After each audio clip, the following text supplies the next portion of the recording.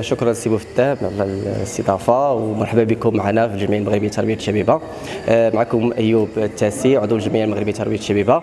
احنا اليوم كنتواجدوا في المركز الثقافي تطمليل اللي كيحتضن فعاليات مهرجان ايقاعات بلادي في الدوره الاولى. اختارينا لشعار تراث للاجيال ونبض الوطن. هذا الشعار كيحمل مجموعه من الدلالات العميقه. اختارينا الشعار من خلال الشعار الاول ديال الجمعيه المغربيه لتربيه الشبيبه وهو نبني الشباب والشباب يبني الوطن. انطلقنا من هذا المنطلق الاحتفال بذكرتين عزيزتين، هو الذكرى المسيره الخضراء المظفره وذكرى عيد الاستقلال.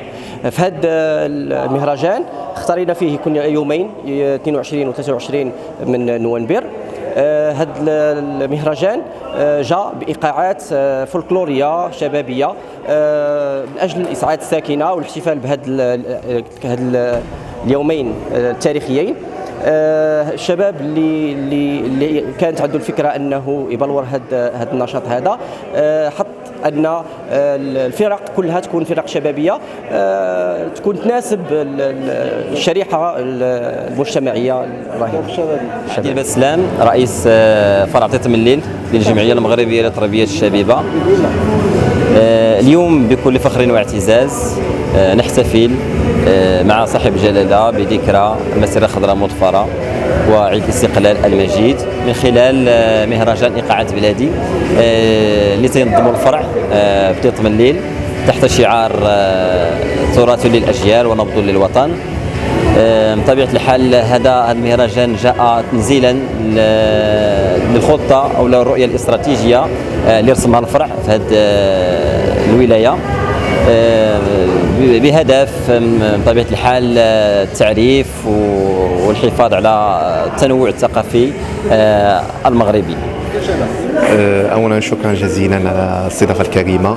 جيت سعيد بتواجدي الليله في مدينه تطمليل لاول مره ورفقة فرع تطمليل من الجمعية المغربية لتنمية الشبيبة. الحمد لله هذه بادرة طيبة كأول دورة للمهرجان باش تكون منظمة في مدينة اللي حنا كنعرفوا أنها لا من ناحية نشاط ولا من ناحية البعد الثقافي ديال المدينة دائما في القمة وفي الاجتهاد. الأمسية إن شاء الله هي تتناول مجموعة من الوصلات.